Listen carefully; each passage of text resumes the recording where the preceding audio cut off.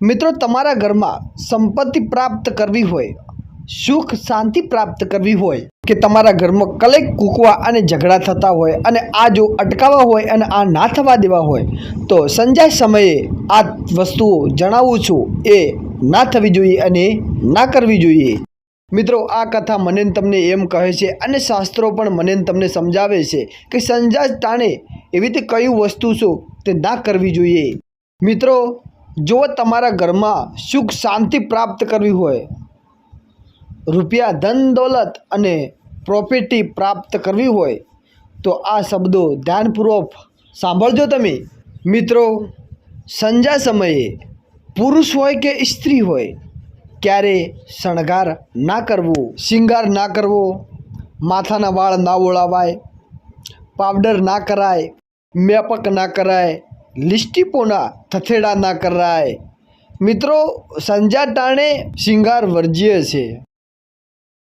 મિત્રો, બીજી એક વાત, સંધ્યા સમયે ક્યારેય ઘરમાંથી કે બહારથી વાસેડું ના કઢાય। જો તમે જ્યારે વાસેડું કાઢો છો ત્યારે આપણા ઘરમાં લક્ષ્મી નારાજ થાય છે અને જતી રહે છે, અહીંયા ઘરમાં ઊભી નથી રહેતી। મિત્રો, આપણા ઘરમાં સાવણી કઈ જગ્યાએ રાખો છો એ પણ મહત્ત્વનું છે। મિત્રો, 3 દિશામાં સાવરણી ના રખાય, લક્ષ્મી વહી જાય, શાસ્ત્ર કહે છે। કઈ 3 જગ્યામાં સાવરણી ના રખાય? ઉત્તર, પૂર્વ અને પશ્ચિમ। કોઈ દિવસ આ 3 જગ્યા ઉપર, આ દિવાલ ઉપર સાવરણી ના રખાય અને રાખવી હોય તો હંમેશા દક્ષિણ દિશામાં સાવરણી રાખવાની અને એને પાછી સુવડાવી દેવાની। સાવરણી કે સાવરણો એને કદી ઊભો કે ઊભી ના મૂકવાની, એને દક્ષિણ દિશામાં સુવડાવી દેવાની। મિત્રો, આ તમે જો તમારા ઘરમાં આનું પાલન તમે ના કરતા હોય તો કરી જુઓ, તમારા ઘરમાંથી લક્ષ્મી ક્યારેય નહીં ખૂટતી હોય અને પશ્ચિમ દિશામાં જ્યારે કોઈ સાવરણીને ઊભી રાખતા હશે, એનું પાત્ર એનું પાલન નહીં કરતા હોય, એના ઘરમાં આવક ભલે આવતી હોય પણ જાવે કે એટલી જ હોય છે।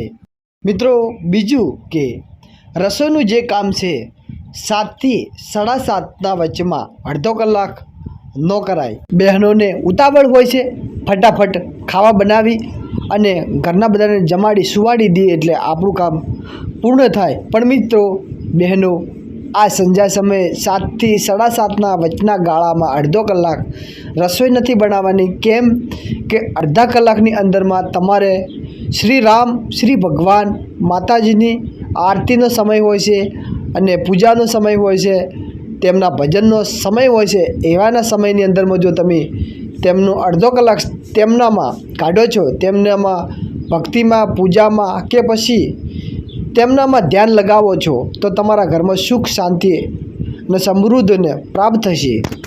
મિત્રો, જે સ્ત્રી કે જે પુરુષ કોઈ પણ સંધ્યાના સમયે 7 થી 7:30ના ગાળામાં જો ખાવા બનાવે છે અને ભગવાનનું નામ નથી લેતો તો એના ઘરમાં પણ ક્યારેય લક્ષ્મી આવે છે પણ જતી રહેશે, ઊભી નથી રહેતો। કેમ કે આ સમય ભગવાનનો છે, ભગવાનની આરતી થાય, આ સમયમાં ભગવાનની પૂજા થાય, ભગવાનનો થાળ ધરાય અને ભગવાનનું ભજન પણ આ જ સમયે થાય છે। મિત્રો, સંધ્યા ટાણે ક્યારે પુરુષને, સ્ત્રીને કે એના બાળકોને ક્યારે પણ સંધ્યાના સમયે કોઈને સુવાડવા નહીં, ઊંઘાડવા નહીં। ઊંઘાડવાથી તેમના શરીરમાં આળસ આવે છે, અનેક પ્રકારના દુઃખ પેદા થાય છે, લક્ષ્મી ઘરમાંથી વહી જાય છે, સતત ધંધામાં આવકનો ઘટાડો થાય છે। મિત્રો, સંધ્યા ટાણે સૂંઘવાથી કેમ કે આળસ આપણા શરીરમાં ઘણામાં ઘણી પેદા થાય છે। બીજું મિત્રો, જે સ્ત્રી સવારમાં વહેલી 5 વાગે ઉઠી ઘરમાંથી બજીમાંથી વાળે સફાઈ કરે અને ઘરનું કામ સવારમાં વહેલી ઊભી થઈને કરે છે, એ સ્ત્રી લક્ષ્મીનો અવતાર કહેવાય અને એ સ્ત્રીના કારણે ઘરમાં અજવાળું રહેતું હોય છે। એ સ્ત્રીના કારણે ઘરમાં લક્ષ્મી દેવીનો વાસ રહે છે। એ સ્ત્રીના કારણે તમે તમારું ઘરમાં સંસાર બધો ચાલી જાય છે। એ સ્ત્રીના કારણે ભલે તમે કામ કરો છો પણ આ સ્ત્રી ના હોય ને તો ઘરમાં કંઈ ના રહે। તો મિત્રો, જે પુરુષ સવારમાં વહેલો 5 વાગે ઉઠે છે, નાહી ધોઈ માતાજીના દીવા અગરબત્તી પૂજા પાઠ કરી ધંધે જાય છે, એના ઘરમાં ક્યારેય દુઃખ નથી આવતું, એના ઘરમાં સુખ સંપત્તિ અને ધનની પ્રાપ્તિ થાય છે. જે પુરુષ 9 વાગે 10 વાગે ઉઠે છે, નાયા ધોયા વગર મજૂરી ધંધે જતો રહે છે, આના ઘરમાં ક્યારેય રઢ નથી વળતી, રોજ કુકવત હોય છે. મિત્રો, આજનો વિડીયો તમને ગમ્યો હોય તો લાઈક કરી ચેનલને સબસ્ક્રાઈબર કરી દેજો. મિત્રો, જય માતાજી, જય શ્રી કૃષ્ણ, જય ગુરુદેવ.